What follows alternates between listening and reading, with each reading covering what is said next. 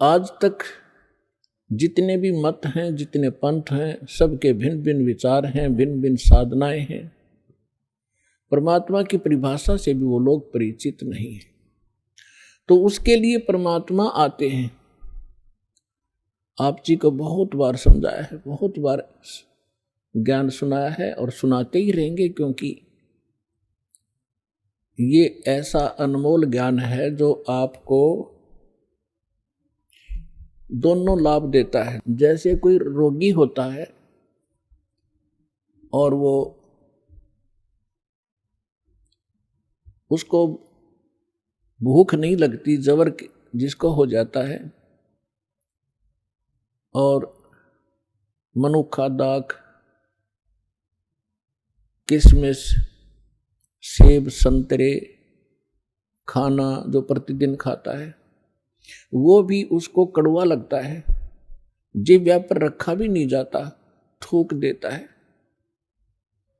तो उसके लिए क्या ट्रीटमेंट है? कड़वी गोली ही खानी पड़ेगी, ना चाहते हुए भी खानी पड़ेगी। जैसे मलेरिया हो गया तो उसमें कुनीन खानी पड़ेगी, और कड़वी लगो तो लगो, वो खानी ही पड़ेंगी, फांकी मारनी पड़ेंगी, और तभी वो रोग नाश होगा। फिर वही जो कड़वी लगने वाली रोटी, मनुखा, दाख, वो फिर स्वादिष्ट लगेगी। तो पुण्यात्माओं, ये ज्ञान आपको रह रहकर सुनना पड़ेगा। इस सत्संग से ही ये दोनों काम होंगे। आपका जबर भी उतरेगा और इसी सत्संग के सुनने से ये कुनीन का काम भी करेगा, क्योंकि प्रथम बार जो व्यक्ति सुनता है, एक दो प्रकार के श्रद्धालु आते हैं।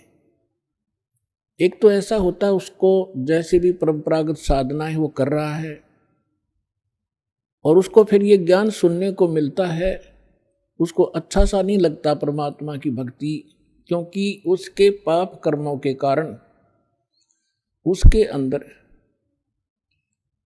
वो अंतःकरण के अंदर ये पाप कर्मों का जवर बन गया, और उन पाप कर्मों के कारण उसको आज भूख, वो परमात्मा की ये अमृत वचन रूपी मनुखा दाख भी नहीं अच्छी लगती। या तो उठकर चल पड़ता है, या वैसे किसी के साथ फुसर फुसर करेगा। उसको ये कह दिया जाए कि भाई शोर ना करे, सत्संग सुनने दे, तो वो या तो उठकर चला जाएगा या लटके लेने लग जाएगा, बैठा बैठा नींद लेगा। तो वो उसके अंदर पाप कर्मों का इतना प्रभाव है कि उसको ये अच्छी नहीं लगती परमात्मा की कथा। तो उसका यही उपाय है कि वो ना चाहते हुए बैठा रहे और सुनता रहे, अच्छी लगो ना लगो। इस वाणी के अंदर इतनी शक्ति है कि कुछ पापों को इस वाणी के श्रवण मात्र से और इस वाणी के चल रहे इसकी रेंज में वैसे भी बैठे रहने से कुछ पाप नाश होते हैं, जो ज्ञान यज्ञ से ही हुआ करते हैं। तो इसलिए पुण्यात्माओं, उसको ये कुनीन का भी काम करेंगी, और जब वो जबर उतर जाएगा, अंतःकरण के अंदर जो पाप प्रभाव था वो कम हो जाएगा, उसके बाद फिर ये मनुखा दाख का भी काम करेगी। इतनी अच्छी लगेगी, जैसे बुखार उतरने के बाद स्वस्थ हो जाता है प्राणी, फिर उन्हीं रोटियों को न सब्जी की आवश्यकता समझता, इतनी जबरदस्त भूख लगती है।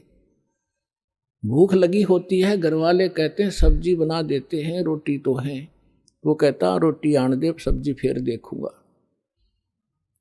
इतनी जबरदस्त भूख लगती है, और जब उसमें वो अस्वस्थ होता है, चाहे 3 प्रकार की सब्जी बना दे, नहीं खा सकता। तो पुण्यात्माओं, जिन पुण्यात्माओं की ये पाप कर्म अंतःकरण के समाप्त हो गए, उनकी आत्मा स्वस्थ होगी इस ज्ञान के सुनने से।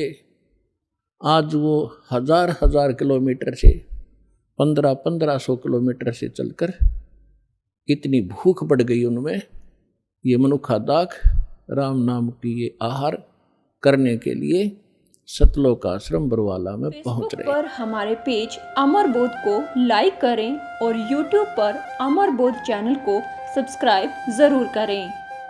संत रामपाल जी महाराज से निःशुल्क नाम दीक्षा लेने के लिए हमारे इन नंबरों पर संपर्क करें। घर बैठे निःशुल्क ज्ञान गंगा या जीने की राह पुस्तक प्राप्त करने के लिए अपना नाम, पूरा पता और मोबाइल नंबर हमारे इन नंबरों पर SMS या WhatsApp करें।